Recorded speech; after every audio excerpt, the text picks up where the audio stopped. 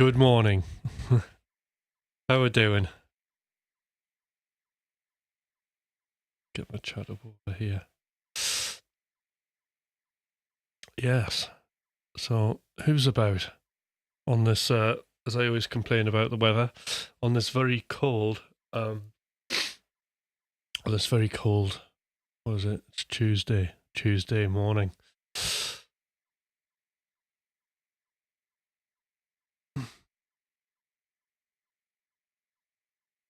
Right.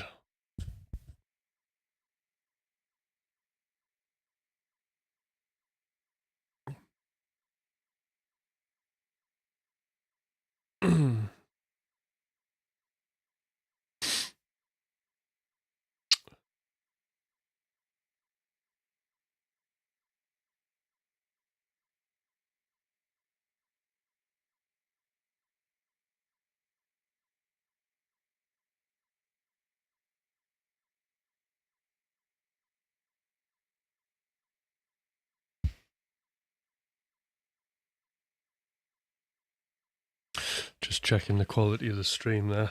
I thought I was streaming in 4K for a second.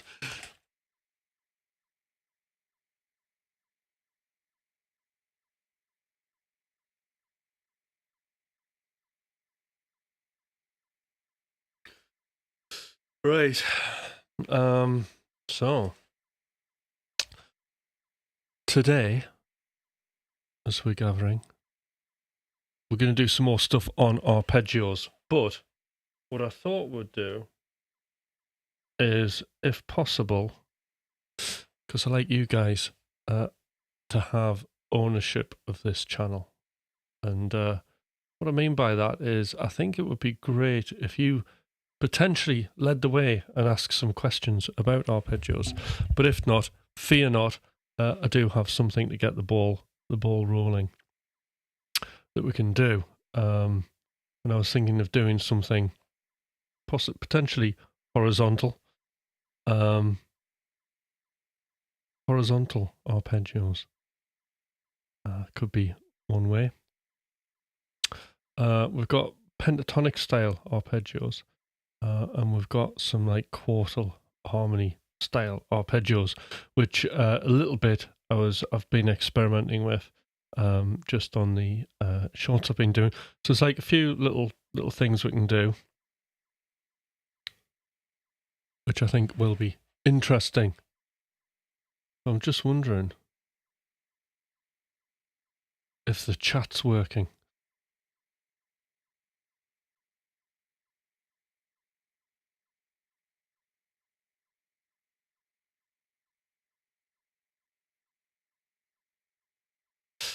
Oh, there we go. I was getting worried there. I was thinking, God, I can see there's a few people on, but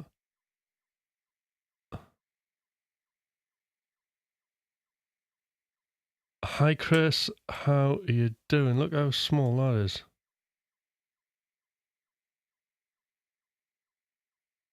We'll try and get it a bit bigger. It could be important. Getting this bit right. Yes, good to see you on here.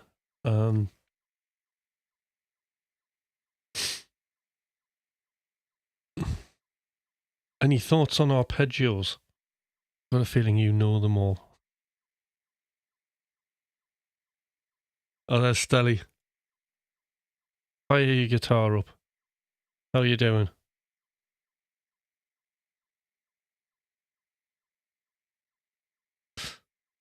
That reminds me, because I'm not neglecting studio production either here. Because what I was thinking is, next week, what I might do is a few sessions. So I've got some new starters in the coaching. I thought I'd just do a little bit of splurging demonstration. So, but I'm going to combine it with guitar as well.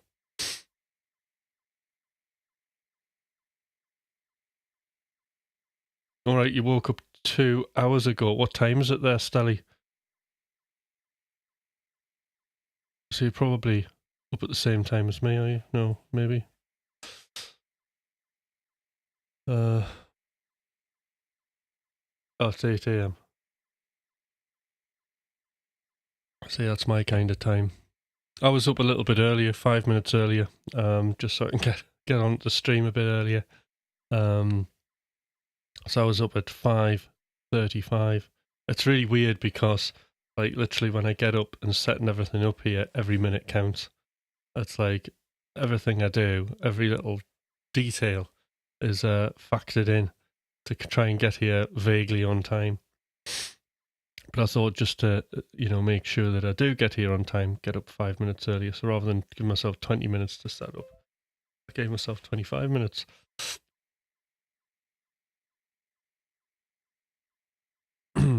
But, it's great to be here.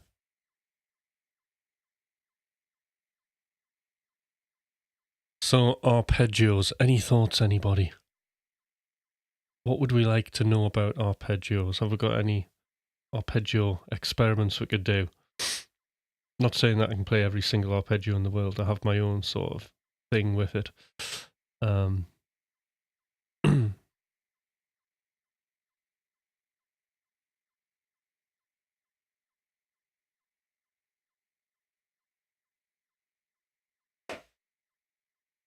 Might as well get tuned up.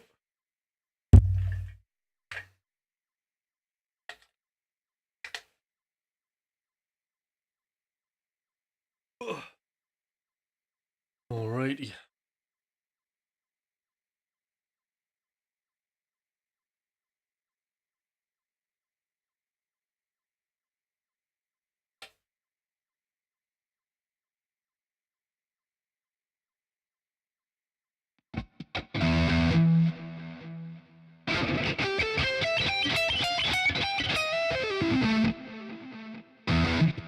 Okay, that seems to work.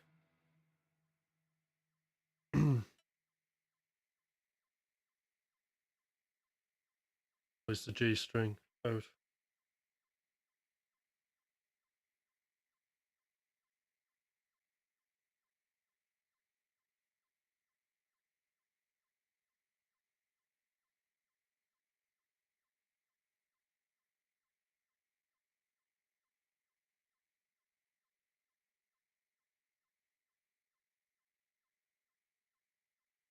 All right. I'm not a musician, so at the time I'm here for support. Oh, thank you, Stelly. But you are a musician. I've heard your music. It's brilliant. You can knock a tune up. Hello. How are you doing? Save your hearts.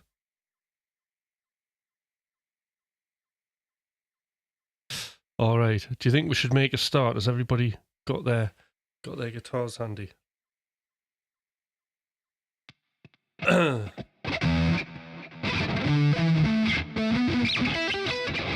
Right. So, what I thought we could do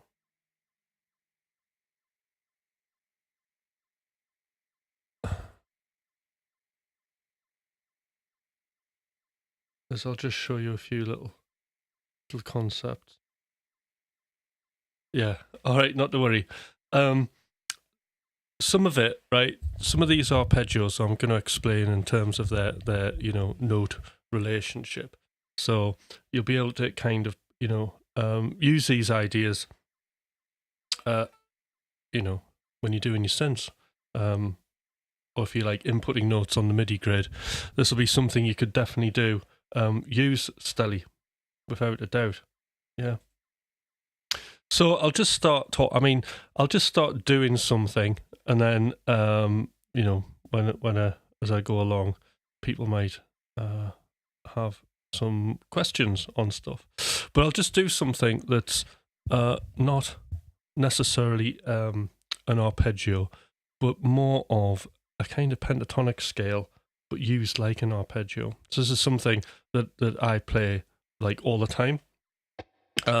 So we'll do this again. So often, usually when I'm teaching stuff, it's in E minor, and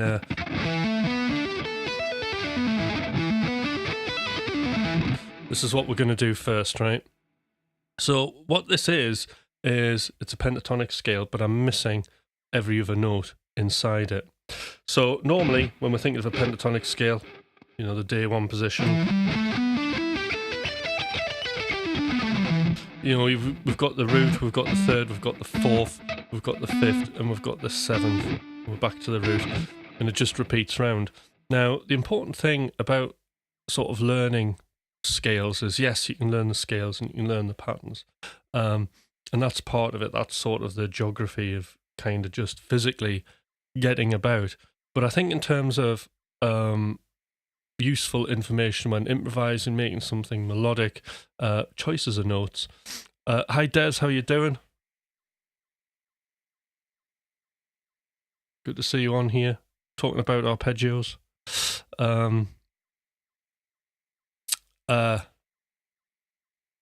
So it's always really useful in an improvisation session situation. I think just having, obviously you got the patterns, but then another layer of this thinking is thinking about the note relationships between each other. So that's why it's good when you're playing a pentatonic scale to know what sort of chord tones they fall on, from the root position. So one thing we can do with this is we can take this scale, okay? Hi WC, we're going to take this pentatonic scale, we're going to reharmonize it as a 3-1-3 pattern. So I've got a 3-1-3 video, but I'll just quickly take us through what that is now, okay? There's a couple of ways you could do this. Hi, some guy, how are you doing? So it's great, we've got WC here, and we've got some guy, grab your guitars. So I've just started, but as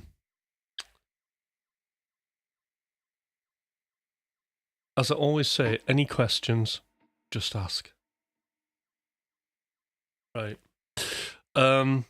Okay, so we can harmonize that pentatonic scale, and we can have it 3-1-3. So what do I mean by 3-1-3? 3 notes on one string, 1 note on one, 3 notes on one string, 1 note, 3-1. You can also, I'm doing this from the 5th string. You can do them from the 6th string as well. So what we end up with is this. So we're starting from E, which is our root, minor 3rd, 4th, 5th, 7th, and then those repeat.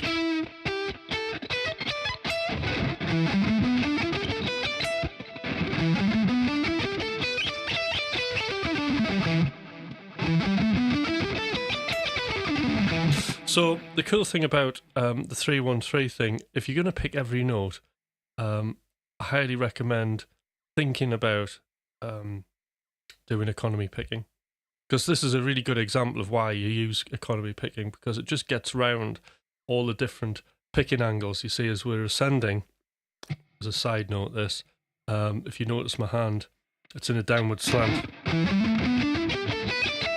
and then when I come back, it's an upward. So what you can see in particular when I do the rotation.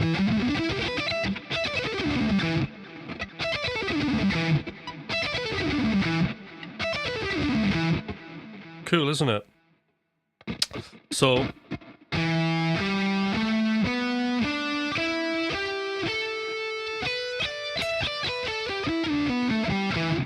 now, if you don't want to do that, okay, we can do it legato, and you can do it legato with a pick.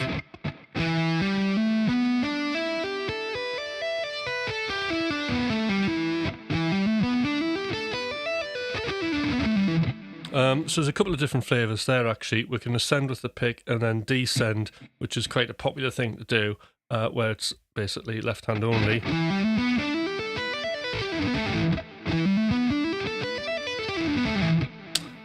We can go probably both ways, legato only, left hand only, which is great practice.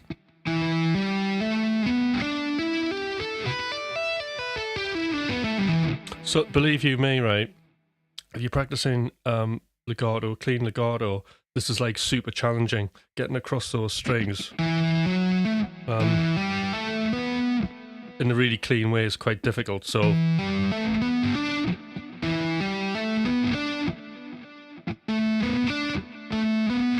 you've got like basically 3 notes there going across 3 strings. At that point, that takes a lot of control between the 4th and 3rd fingers.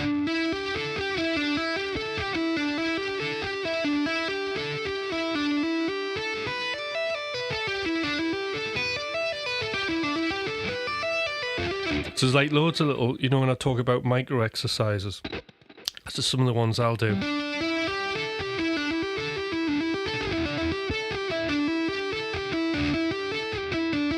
And it doesn't matter about speed either, because sometimes what I'll do is finger planting. So when we're finger planting, what I'm doing there is I'm just making sure that the ballistics of my finger, even though I'm playing quite slowly, what's happening there is the finger's travelling quite quickly to the note. And then you've got this really awkward bit here, which is really important. So it's getting that note clean. So sometimes what I'll do is I'll focus in on the space between notes and the fingers that are not playing a note, weirdly enough. So in other words, I might think, like, this note's on, then off, off, off, off. So off, off, off. Because what we're trying to avoid is like an overlap. But what we do want is the notes to be as close together as we can. And we get that nice clean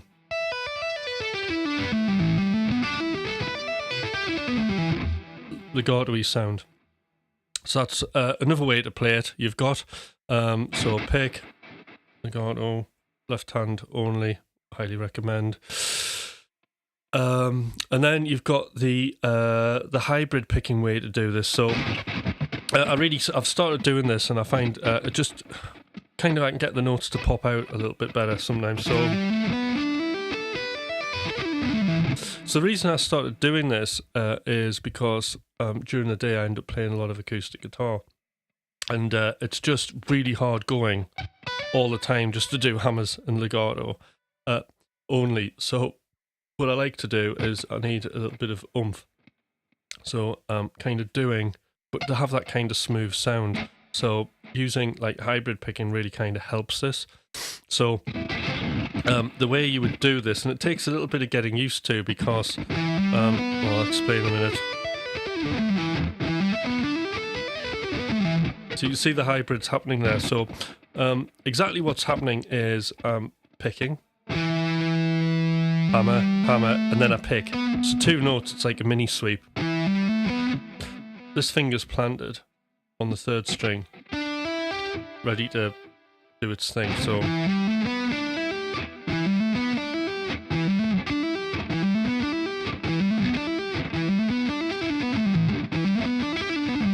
that's like a little exercise. Again, this is another great micro practice.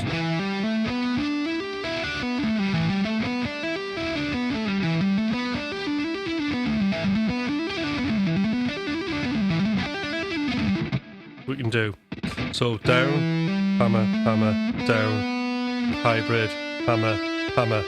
Okay, and then the next bit is just pick, hybrid, and then to descend it's just all upstroke.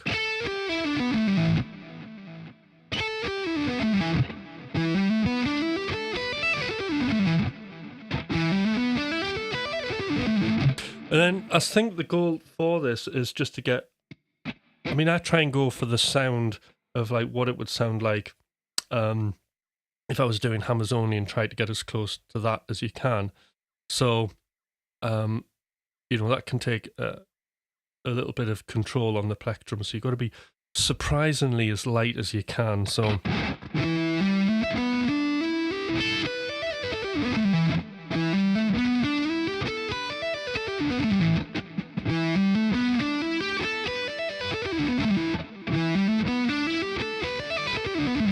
So I'm picking lightly, but I'm also, it's more of a pushing technique with the plectrum, because I think that just gives me a little bit of a blunter sound. It's the sharpness of the plectrum I'm trying to get rid of.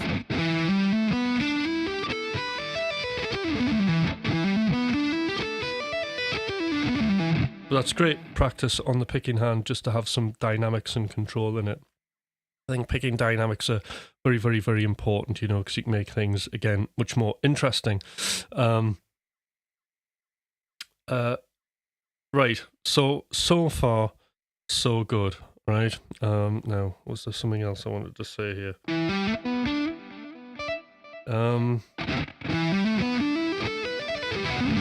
Do I take requests? No. This is a lesson today. But it's great to have you here. If you're playing guitar, grab your guitar and just have a bit of a watch. That would be great. Oh, I'll tell you what, this reminds me.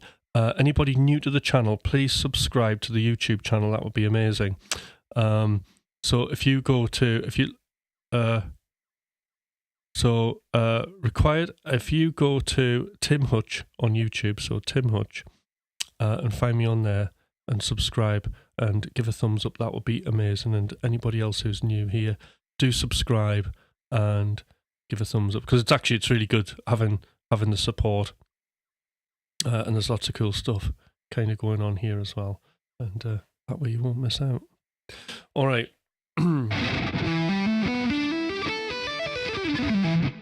All right, so we've got So Far So Good. Now, next part of this is we're going to make this into a little arpeggio thing. Dead simple. All we do is remove the middle note. That's it. So we're going to go, instead of going 1, 3, 4, we're going to go 1, 4, second finger, missing the middle note, straight at the 12th fret.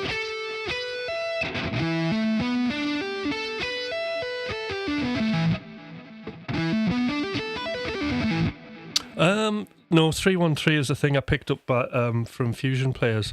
Just like I use it a lot in rock. It's like I've been going to Fusion and trying to pull out bits of stuff. I've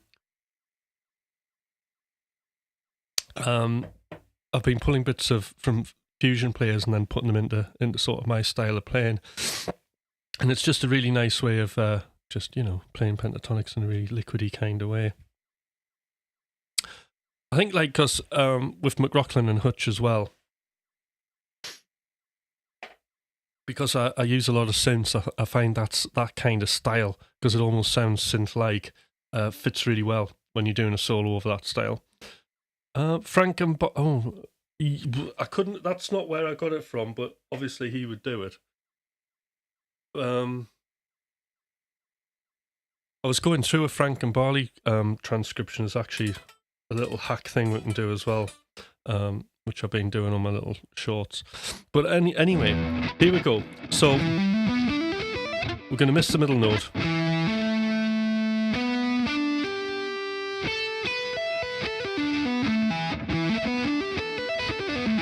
And it gives us that really sort of, I really like that sound, It is quite fusion-y sounding.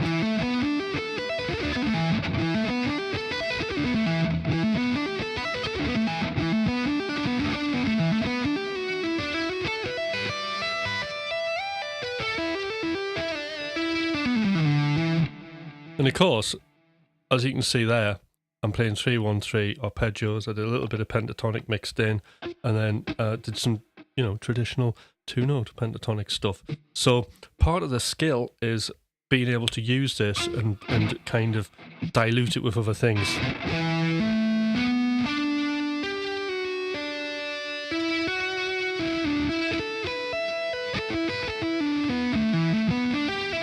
Oops.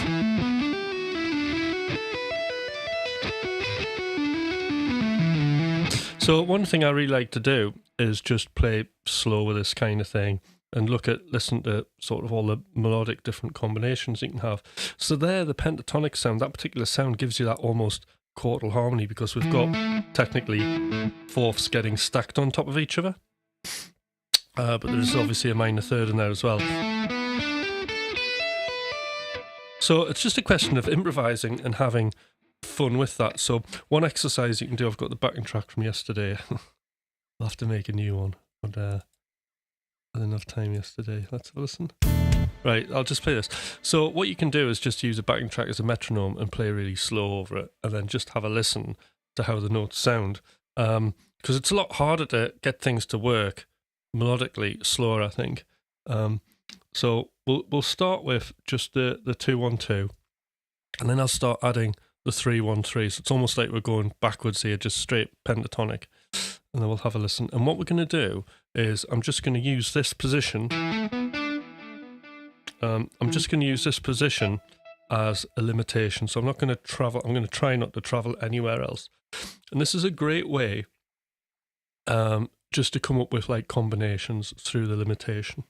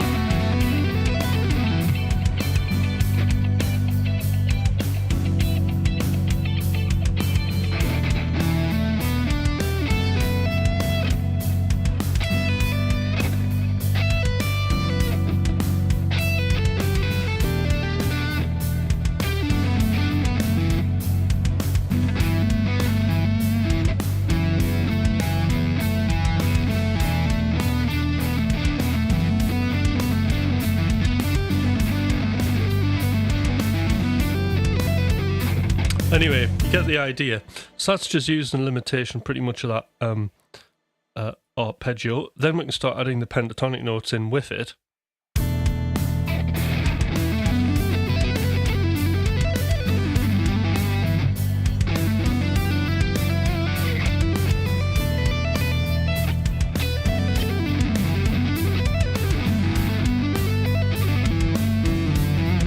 Okay. So I'm just going to stop there for a second.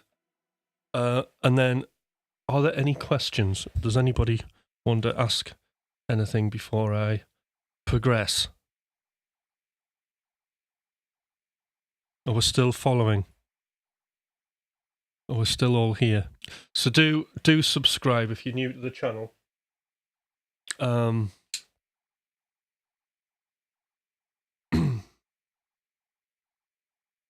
And like. I need some more likes.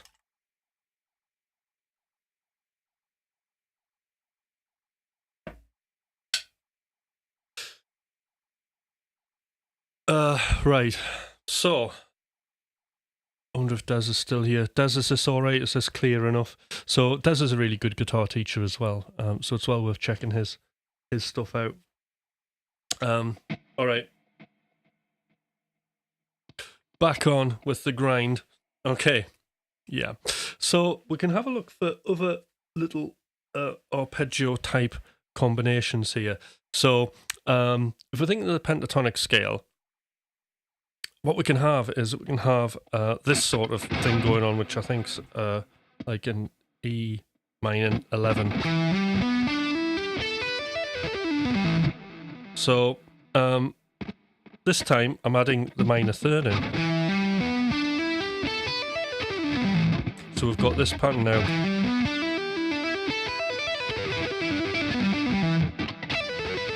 Oops. So that's a cool little thing you can do. So again, what we're doing here is we're going root, minor third, fifth, seventh, root, minor third. Now we've got that 11 there.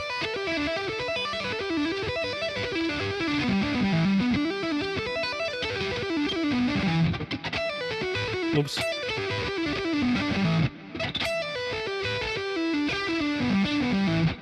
So you can do a little kind of descending sequence like that. So all I'm doing there is groups of 5.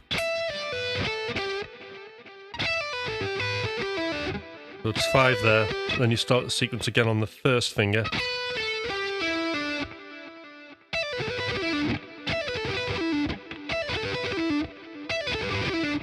And then it's going to go another group of 5 starting from this G note.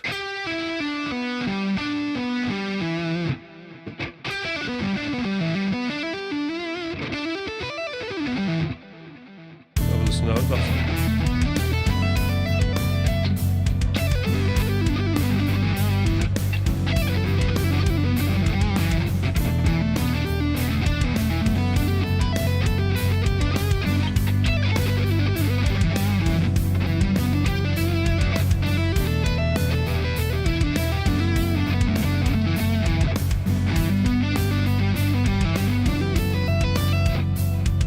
So you can see there's like a lot of different kind of combinations we can do already with that, just adding that small flavour in.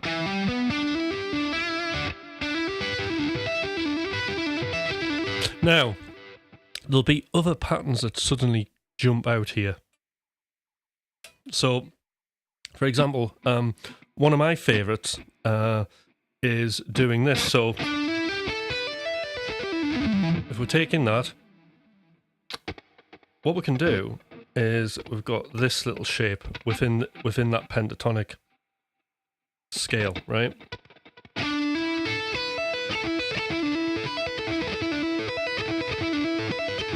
It's just a different combination of intervals, all right? So see if you can kind of spot these little positions. So I'm using these notes. So I'm going 12, I'll descend to the 7th, 3rd finger on the 10th, and we've got that 4th there. So we're getting into the quartal sound.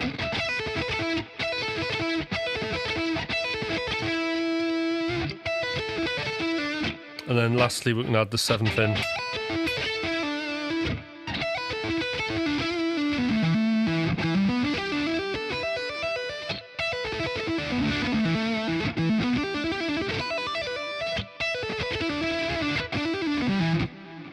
So there's like lots of different kind of combinations we can come up with now.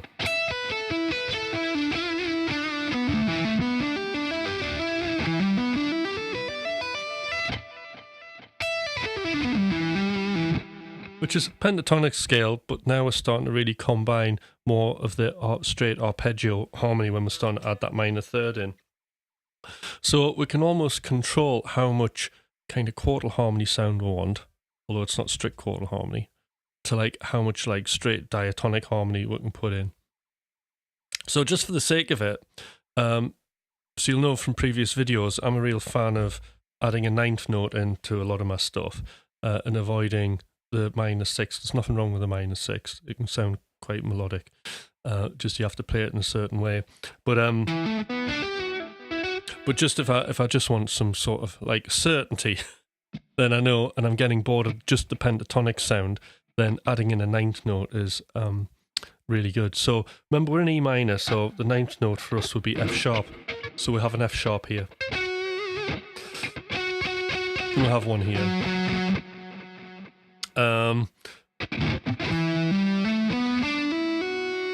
So it's great. Like sometimes, if you want to just, if I'm wanting a softer sound, then I'll use that. So there's just a minor pentatonic. So I just think of it as softer sound, more melodic.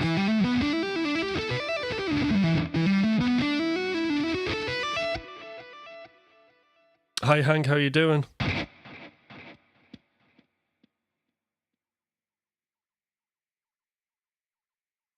Good to have you on here. Doing some pentatonic-y type arpeggio things. So I think like another good thing about this lesson, because I'm talking about the pentatonic scale, making that into an arpeggio and then introducing more of the traditional arpeggio stuff where we're seeing sort of this minor and major triads within that, it's allowing us to just be able to transition across all of these sounds. Because I know in the past people have asked me like, oh, how do you get arpeggios to work with the scales? And I know one of the problems is getting it all to sound like one thing. Like before, I used to, when I first started doing this, it was very much like, here's an arpeggio, now there's a scale. But what you're trying to do is you're trying to integrate all of it, aren't you? In a really sort of seamless, smooth stuff. So that's like one of the things I really like to work on. So we've got our 9th note.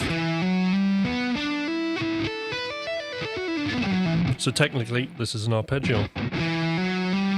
So that's the first bit. 1, 2, 3. 2. There's our next 9th.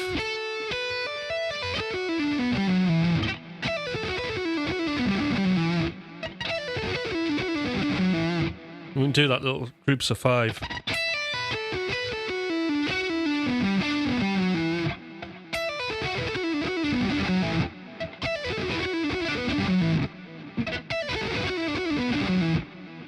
Pretty cool, eh?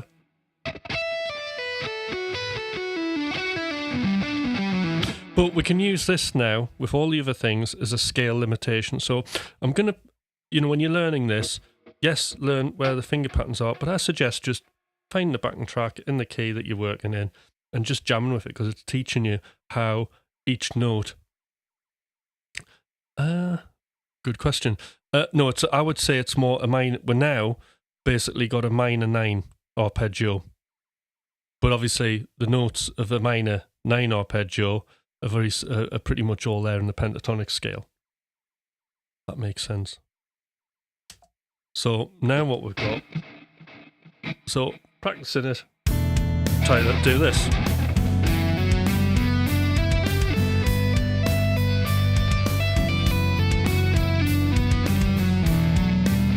So it's just getting your ear used to the sound. And then, have a wander.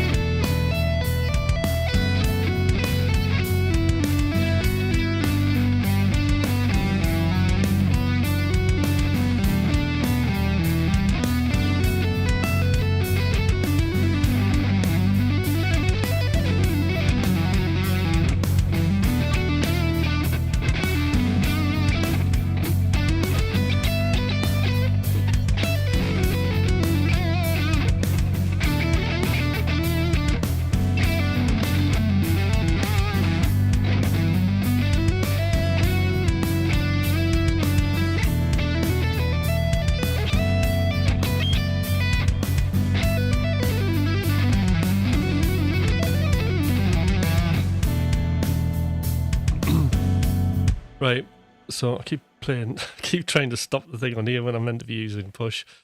Still get confused between the two things. Right, okay. And then we've got our little chordal harmony thing going.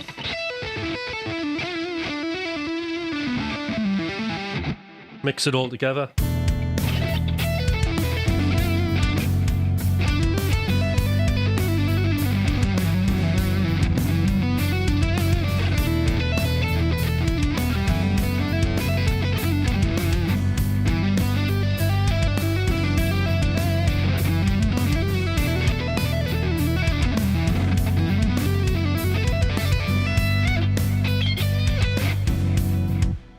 Okay, and sometimes I like trying to do little quarter blues bends on this.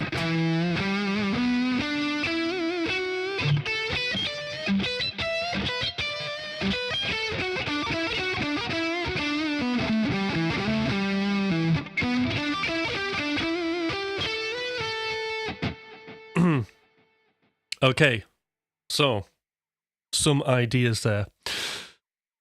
Talking about chordal harmony, so there's this cool... I was going through a Levi Clay because I was really interested in sort of like how Frank Gambale does it. And he does, obviously, this bar stuff going on, which is really difficult. And I find it very hard to get it to match in with my playing. That particular type of like one note per string arpeggio stuff, but we can get it to fit in with this.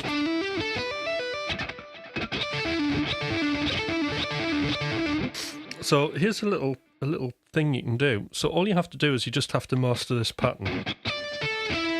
And that's it, right? So I'm barring on the 10th fret on the E and B strings, so 1 and 2. And it's just an up pick. Up, up, and then up on the 3rd finger on the 9th, and then pull off to the 7th. So, and what you can do is you can move it to the different kind of pentatonic positions, and it kind of works quite nice.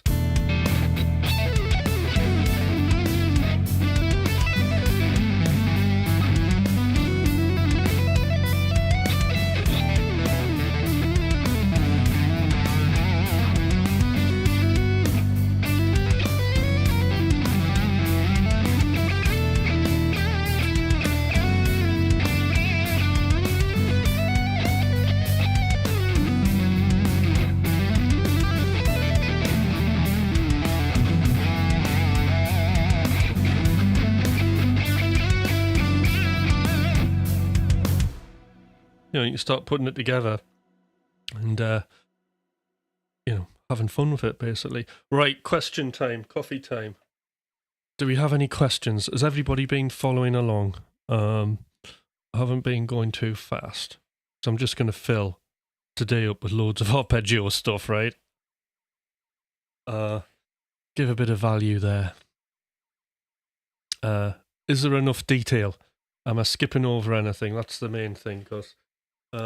again, like part of the thing about this channel is I want it to be a resource for people, and you know, I think the teaching thing's cool, and I'm happy to sit here and share whatever I've got for free. But what I will say is, you know, I do have a couple of coaching groups, and if anybody's interested, so this is for everybody, not just guitarists, okay? If you're somebody who is stuck writing music, you find it difficult to finish, okay, and start, if you find it hard to start and finish, or just starting things, never finishing them, then these music coaching groups are for you, because that's what I specialize in. I specialize in helping musicians who've already got skills facilitate those skills. So you might be somebody who's a very, very competent musician, like player, and you might have just lost your way and you just need some guidance. And then that's where you get a music coach in. So a music coach is all about helping somebody facilitate the skills that they already have and preserving their creative identity and helping them with that. Okay? Very important.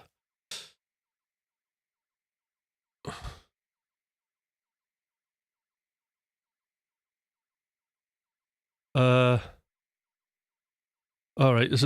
Are you using lithium or beryllium pickups? There's a good question, right? I don't know. What these are is these are well, actually, I do know ish. I think so. I'm using Fishman pickups, which I absolutely love. They're active, and these are the McRocklin set. Okay, absolutely brilliant. Love them. They've got the 5-way split there.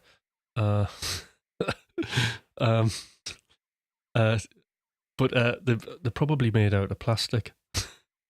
Hank, the plastic, good quality plastic, but they're like, I don't know, they're amazing though. They're worth every penny. What's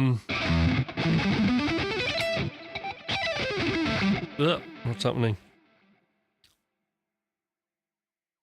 There you go. I love Fishman, but Enzo's coming in. I love Fishman pickups. I have 3 of them. So there you go. So I've got the McRocklin and I've got the classics as well, which I absolutely love. And then I've got moderns in that one, which are okay, pretty good. But I'm actually replacing those for the bassy ones.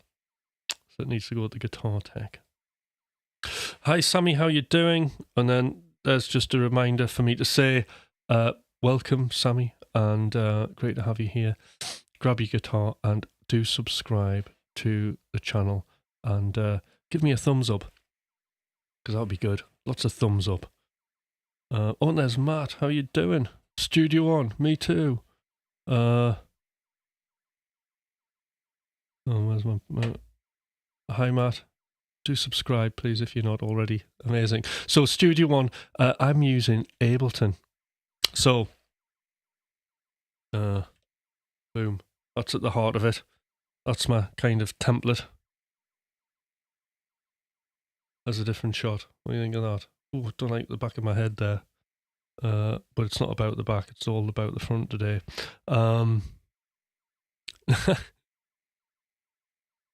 No, it's all right, Matt. This is good. It's a little bit of a break for us. All right, so that's that. And then if you look here, there's push. So that's where I've got all my guitars and my sounds and my drums and everything. They're all on there. I can kind of use that. It's wonderful. All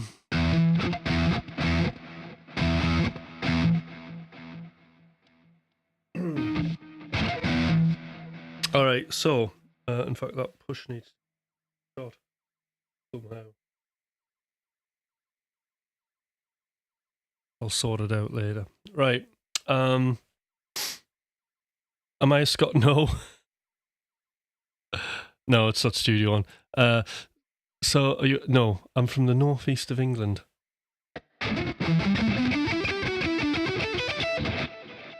But I've just got up out of bed and come onto a live stream, so it's it's early in the morning, isn't it? I hope everybody can understand me. Anyway. Manchester, no. Newcastle. I'm actually originally from Sunderland. Behind enemy lines here. No, I don't support football.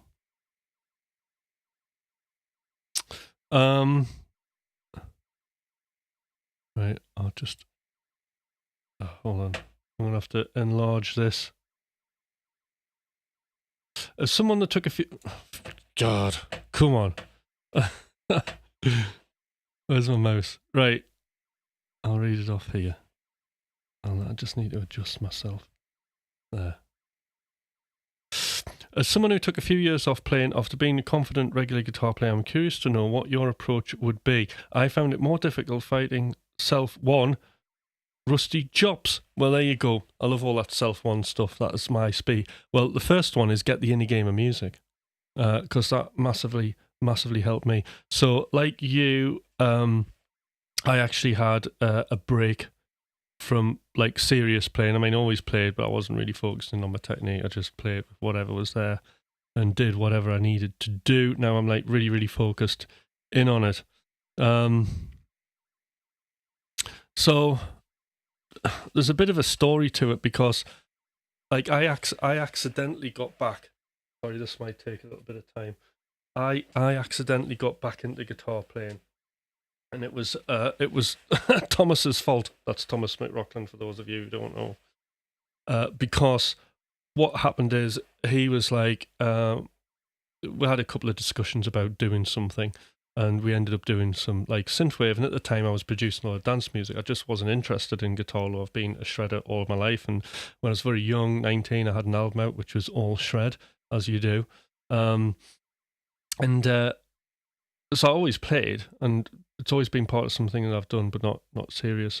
So first album, I was just playing synths, and then we kind of went on the Dragon Force tour, and then there was like a few guitar bottles, and I started getting involved in those. And then Thomas was like, "Oh, right, maybe we should get you a guitar, because it would be a missed opportunity, like if you didn't play a guitar as well, because then that's two of us shredding." And I thought, well, all right, well, let's give it a go. And then I got the guitar, and I was a little bit hit and miss with it, to be fair. And then the pandemic hit, and then we started doing the live shows, dual streaming from two different locations. And just because it was a regular live thing, I had to have something to do. And the guitar started playing more of a part, and that's kind of the first sort of spark. And then obviously, like playing on these lives, I mean, there were good moments, but a lot of moments I kind of really sucked on it. And like I thought, I think really this is fun. I'm really enjoying the good moments. Are brilliant, and I want to get back into this. and I mean, this is not for everybody, but to be able to have, you see, I think of music like scientifically, okay? So everything's an experiment, and I try and remove what my personal thoughts and feeling are about myself, and I try and focus in more about the music. So I always say, as a coaching thing, there are two sets of emotions. There's the emotions that we're trying to express in the music, okay? How we're trying to move people. But then this gets mixed up with the emotions that we have about our own performance. Like, oh, I played the wrong note. Oh, that was awful. Oh, I was crap. Oh, I haven't warmed up. Oh, I've over-practiced before I've come on the live and I'm now like crap again. There's all of these things. And that's not music, okay? That's just us exploring our own DNA, thinking about improvement when we should be thinking about music. So you just want to focus in on the music, but at some point, you need to focus in on actually what's happening and being able to review your performance. So getting up in front of people, having the nerves, having the edge, overcoming the nerves, overcoming the inner game, because those things light up, don't they? Because it's fear, okay? And part of the practice is overcoming that fear. So I found these lives very good to do that. In the course of a live, you can watch it back. And this sort of reminded me about a book called Peak. Can't remember who it's by, but it's where the 10,000 hour practice thing comes from. Although I totally invest in that, because if you practice 10,000 hours, that doesn't guarantee success. It's actually how you practice is the message. We have deliberate and we have purposeful practice. That's another book I would read. And then when you know the distinction between deliberate and purposeful practice, then that's going to help a lot. So purposeful practice is just where you play, right? And there's no game, there's no goal to it, okay? You're just playing. It's like if we went in the park and just decided to play bat and ball and just hitting it about and not really focusing on anything. And then sometimes, if we're playing tennis or something, we hit the ball back and forwards, we might be able to hit it 10 times or 15 times, but we don't really know why about anything, why it's less or more, because we're just not focusing on the technique. Deliberate practice, okay, is about having a specific aim around a particular problem you're trying to solve. But what problems do you want to solve? How do you know what are the biggest problems? Okay, well, the way to identify what the biggest problems are, for me, was to look at these live performances I was doing, and then I could see quite clearly, where things were going not so well. And then I was able to quickly devise very specific exercises to fix those problems. So there's things I was trying to play that I couldn't really play, how to overcome that. So that's like one of my kind of main tips for doing that exposure. If you don't want to expose yourself like that in front of people, funny, isn't it? Expose. If you don't want to do that, okay, backing tracks are a good approach, because you can review your performance, or you can record yourself playing over a backing track, and then you can analyze, how you can improve things, okay? But also, while you're doing that, it's a really good way to develop style as well. So I always talk about zones of experience, and basically what zones of experience are is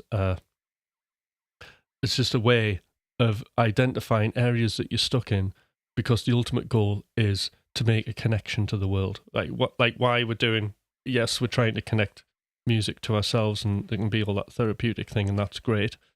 But at the top of it is like why we're doing what we're doing.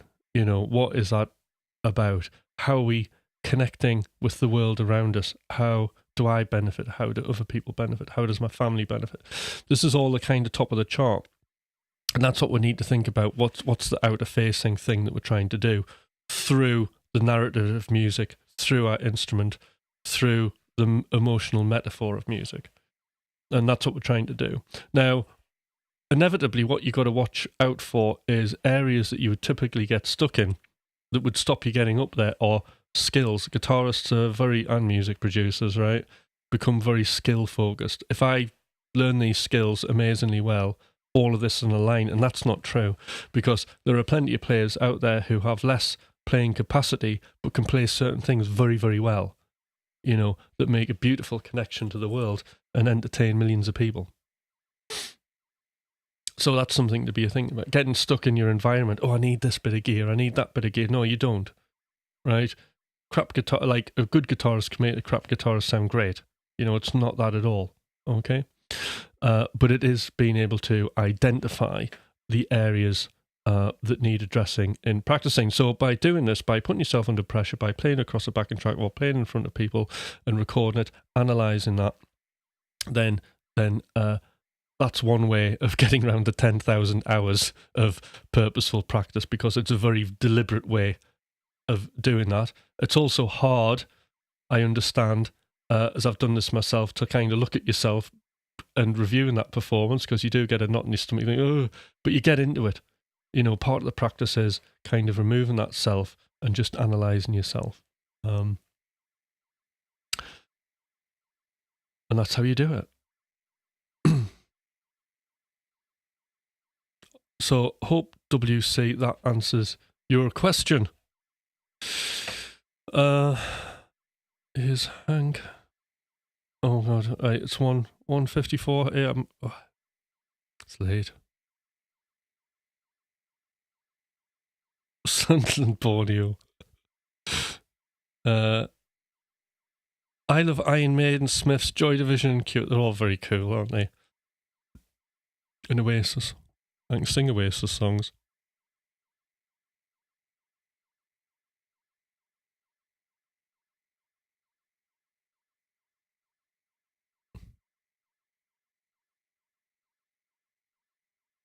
Yeah, I mean, there's obviously like, it's Thomas's business, isn't it?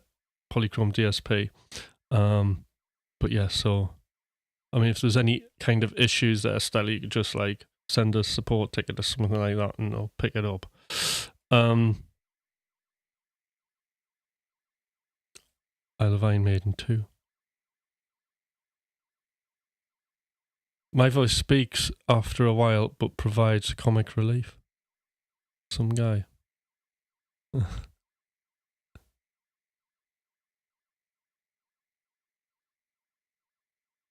It sure does. There we go. Brilliant.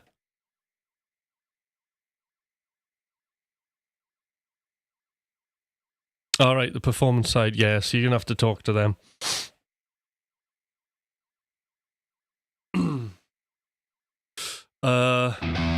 Okay.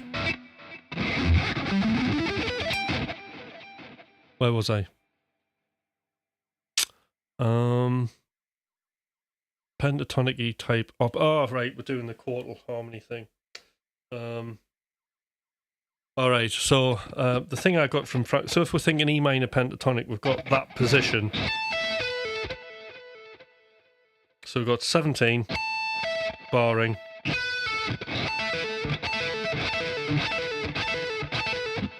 And we can move that same position. Fourth finger on the 15th fret now. And then we can move it here to the 12th. And we can move it to the 10th. Actually, if I'm talking about the positions properly, you'd need to go from your first finger, don't you? So it would be 14th fret, 12th fret, 9th fret, 7th fret. And that'll work quite nice.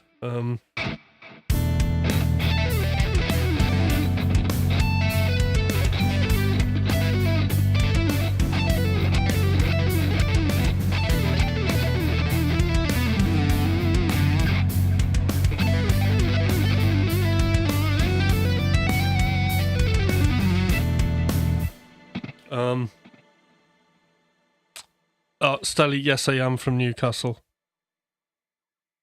I am from Newcastle. I live in Newcastle. All right. Okay, so far so good. Little quote harmony idea. So what other things can we do with these arpeggios? Well, it's 2-1-2. We're talking about pentatonic stuff. One idea which I think is quite interesting, with sort of like the way that I approach things, is just coming up with interesting arpeggios that aren't straight major or minor, that sound really melodic, like there could be a beginning of a really cool phrase. Like, for example,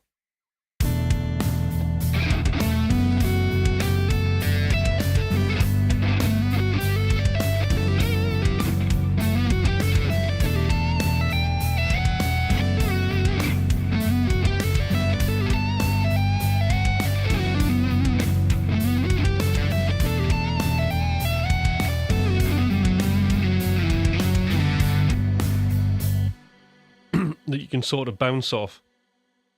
So that's a really sort of interesting 2-on-2 kind of shape. It's diatonic to the E minor scale, and we're starting from the A note, which is technically the 4th, and then we've got the 5th on B, and we've got a 9th. We've got another 4th, which would be the 11th.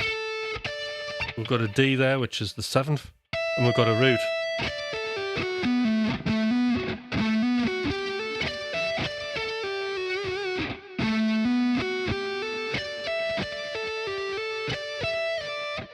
And you can kind of just slide out of it into different positions and then see what other notes are available. So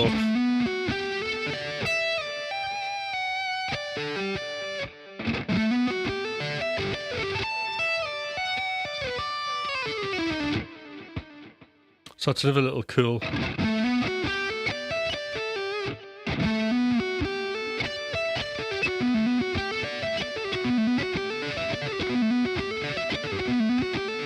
So the way that I'm playing that is like hybrid picking. You could just pick it and hammer on. But it's a little bit tricky to play because we're using this 4th finger as the 1 on the next string. So we've got 2 notes, which is pick, 1 note, hybrid, pick, hybrid, and then it's just pick, pull off, pick, pull off.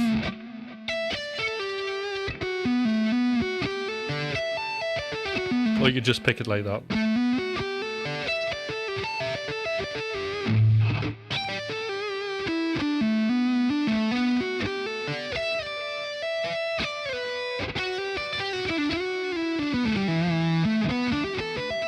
And then we can start combining these shapes, can't we?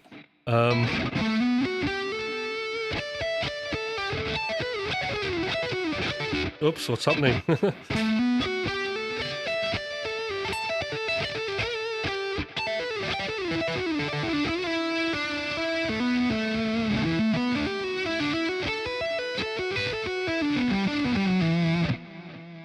So it's like lots of like little improvisational opportunities, just kind of building these ideas. Another idea, which would be kind of more closely related to the pentatonic scale, would be moving like backwards in a horizontal position.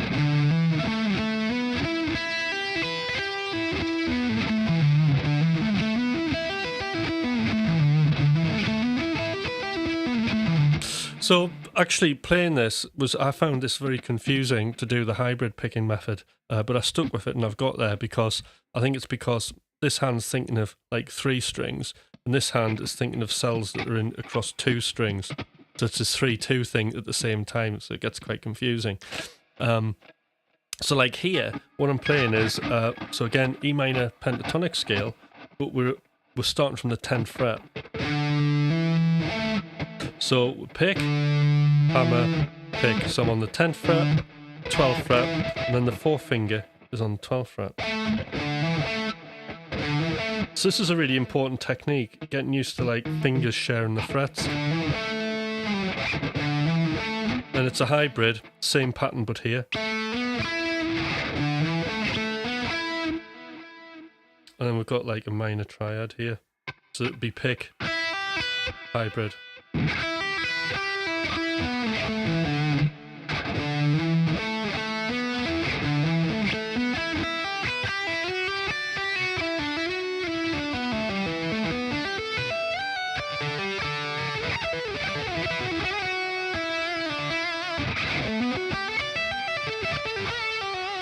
So we can start combining all of these things together.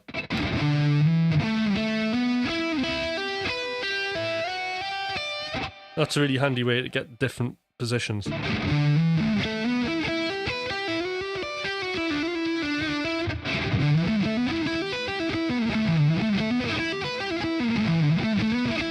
Now, you do get notes repeating, which is kind of part of the fun of it, because it gives you a different kind of rhythmic texture to it.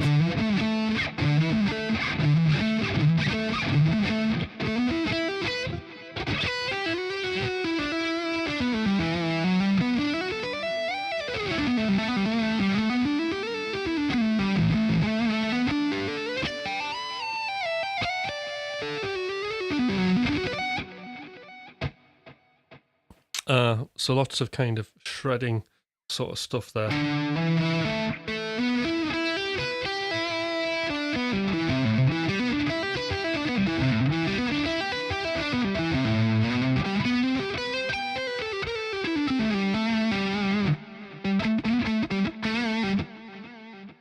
Everybody following that? Let's see what it sounds like.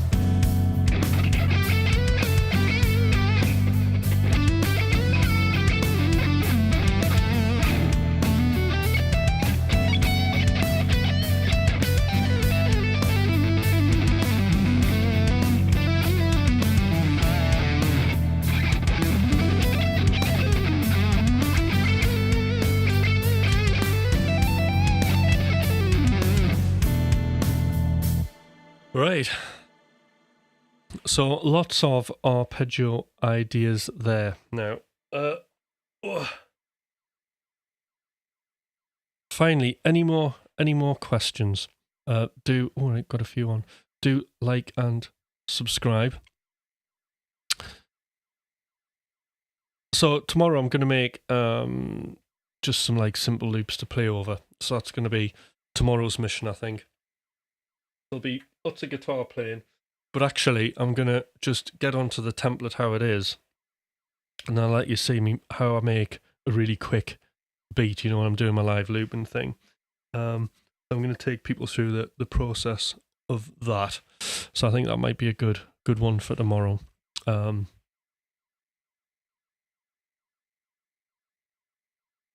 also, again, as I say, I like people to take ownership on this channel. It's a nice little community that we've got going now.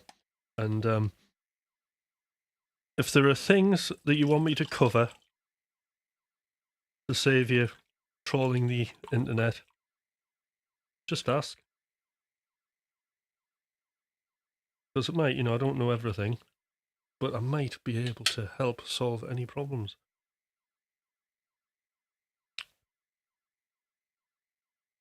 Just never know.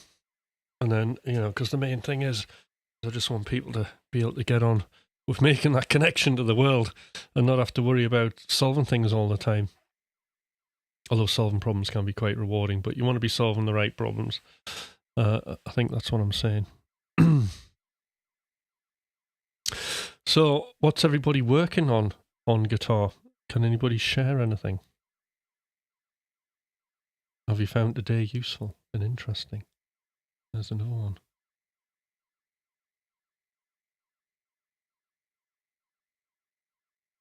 But other than that, I'm just going to sit and enjoy my coffee.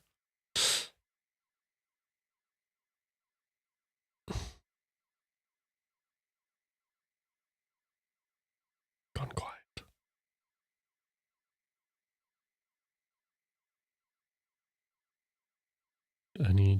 All right. Mostly funky tapping. That's cool. Tapping's good. Actually, tapping used to be a big thing in my playing. It's just something I just don't bother with anymore. And I think it's because,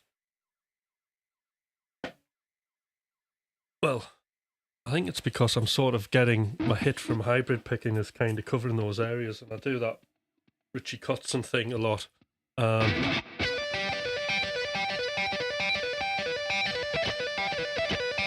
So I'm putting a fourth on top of that.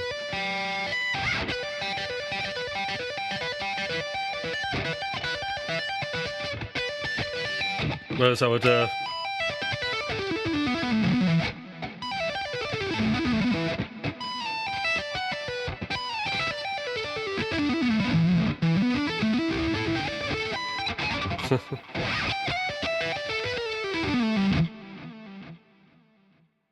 oh wow. So mostly from guitar playing.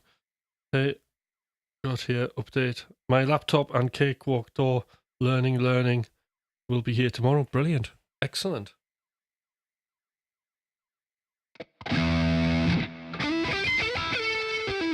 Yeah, so it's that kind of just doing the fourth thing sort of like gets me around the tapping thing.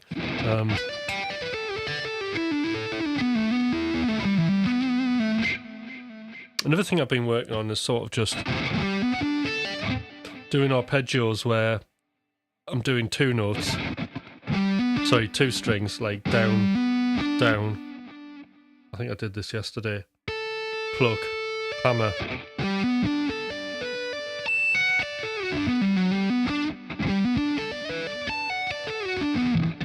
So that's quite a nice melodic phrase, isn't it?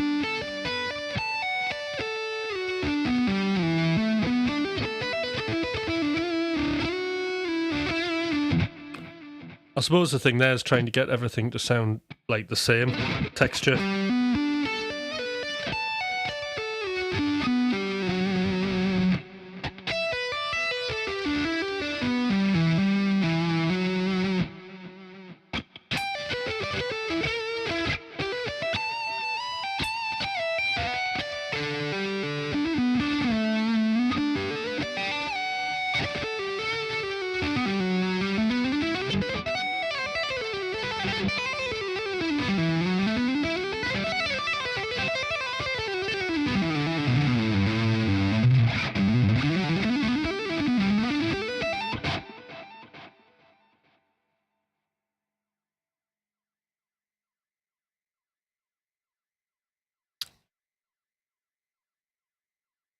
Hold on.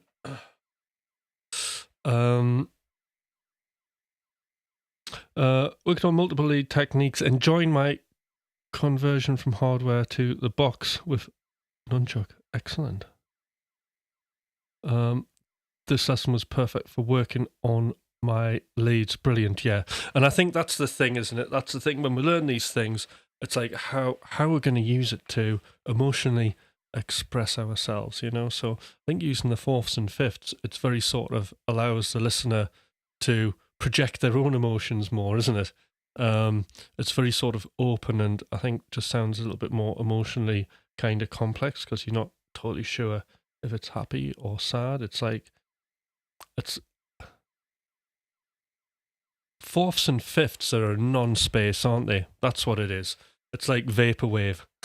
In fact, there's a book called Non-Space, isn't it? And I think, sorry, I'm jumping about here, but I'm just having this thought now emotionally what it is that I'm kind of doing here with this playing. So one of the interesting things, and there's a great documentary on Vaporwave on YouTube, is that it's kind of a musical representation of a non-space, a place between heaven and hell. It's like limbo, right? I know this doesn't sound very good, but it's a very interesting space. So non-spaces are places that had meaning, but lose the meaning when there are no they have meaning when humans are there, but then have no meaning when human beings aren't there. And it's that feeling you get when you're inside of those buildings that once were. Okay, so if you think of that emotional feeling, like for example a hospital where it's been it's no longer, everybody's moved out, or an office, or the vaporwave popular one are basically disused shopping malls. Okay, so being in that kind of empty space that once where there were humans is a very interesting way to think of it, isn't it? And think of that emotional feeling that you have, and it's that kind of limbo, isn't it? And I think that's another reason that kind of led me onto this playing, because like to me, we have synthwave, we have vaporwave, and one thing I've always done is tried to kind of contain all of those genres, like with the McRocklin Hutch stuff. So fourths and right, this is good.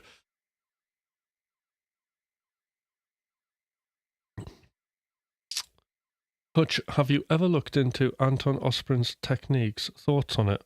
No, but I'm going to have a look. Fourths and fifths sounds astral. So I suppose astral is space, isn't it? Because you're referring to space, and what is space? Space is a non-space, isn't it? Because there's nothing there, it's a vacuum.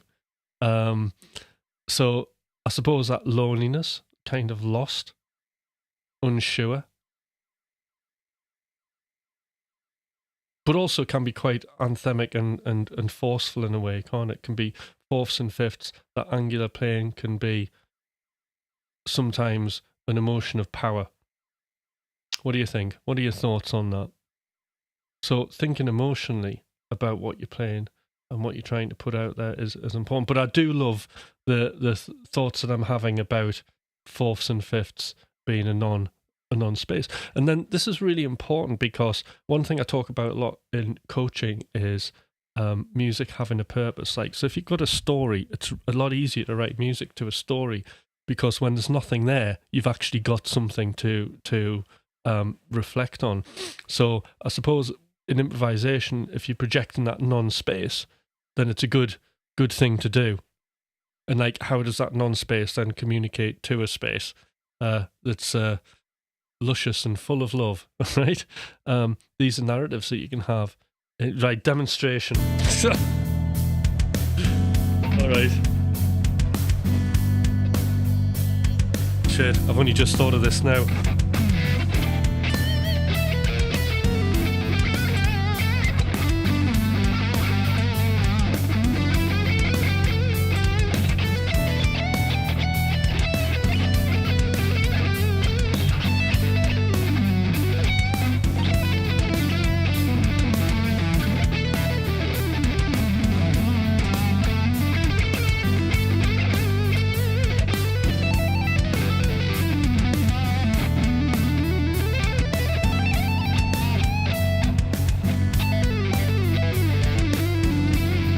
Okay, non-space.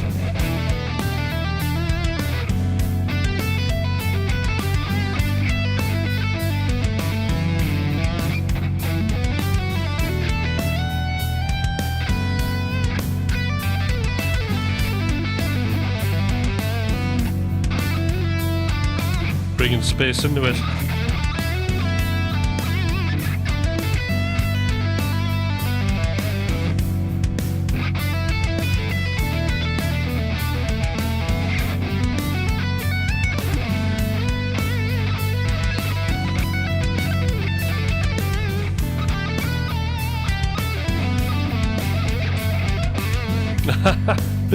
What's he on about? I'm on about non-spaces. Were you here before, AD? I think it would be too long for somebody just to type in the chat and explain. But I mean, this is the thing, like, I don't know. I don't know if you've been here before, AD, but do subscribe. It's great having you on here. So it's alive, so we're in for the long game, unfortunately. A lot of the things I talk about takes more than 30 seconds to completely get through. So if you're coming in kind of like at the end, which you are, you're probably going, what's he on about? Because I would be. I was talking about non-spaces and music and that kind of feeling of nothingness as opposed to happy and sad. So thinking of ways to use the pentatonic scale, to use fourths and fifths to kind of create that feeling of loneliness and emptiness within our soloing, because music is a metaphor for our emotions. But also, you know, we all interpret things differently, don't we? And I was just trying to do a demonstration of what I suddenly had. I had a light bulb moment and then kind of started experimenting there.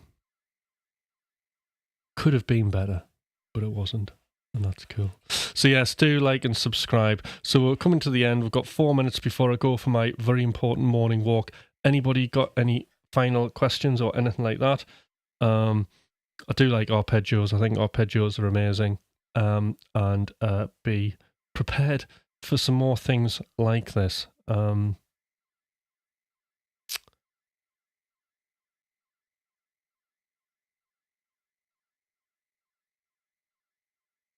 remember what I was going to say. Anyway, all good. I'll try and post some of these up off this video as shorts as well later on. Yeah, good stuff. Good stuff. Thank you, AD. I'm glad I explained it actually, because yeah. So tomorrow we're gonna hit the studio. We're gonna be part of it. There is gonna be playing, but part of it is gonna be this view with me facing this way. And then you'll be able to see what's going on in the computer for a change. And maybe sometimes I'll be doing this view. Not so much of that view. And a bit of that one. Like usually when I'm playing with my hair and putting my headphones on, I tend to use the live stream as a mirror. Hi there, Leon. How you doing? Good to have you on here. Do me a favour, Leon. YouTube's really my favourite kind of platform to do things on. I'm not sure how long I'm going to be on Twitch for, but you know, I'm keeping it going. But if you want to come over to, yeah, I'm great, thank you. If you want to come over to YouTube, it's Tim Hutch and drop me a subscribe. So just Tim Hutch and you'll get there.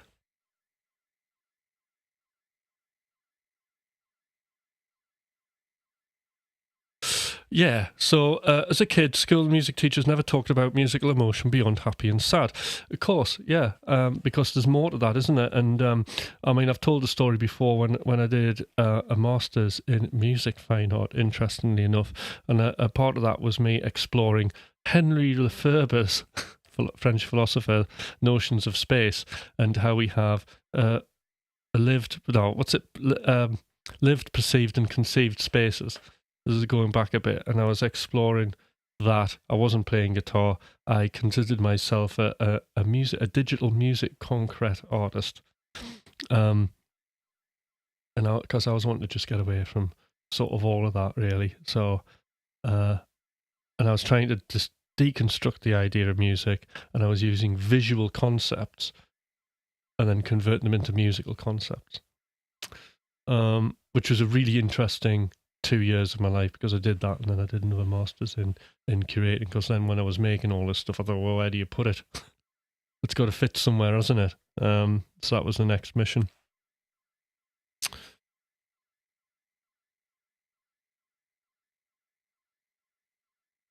Oh, the new machine's great. I mean, we're running everything and it's only 22% on the CPU, and I'm running at a super fast latency, I think like 64 milliseconds or something. Not 64 milliseconds, 64 samples. So I've got a round trip of like under 6 milliseconds. Can I say that again? Yeah, so it's Tim Hutch, if that's the bit that I'm meant to be saying on YouTube. Tim Hutch. There you go.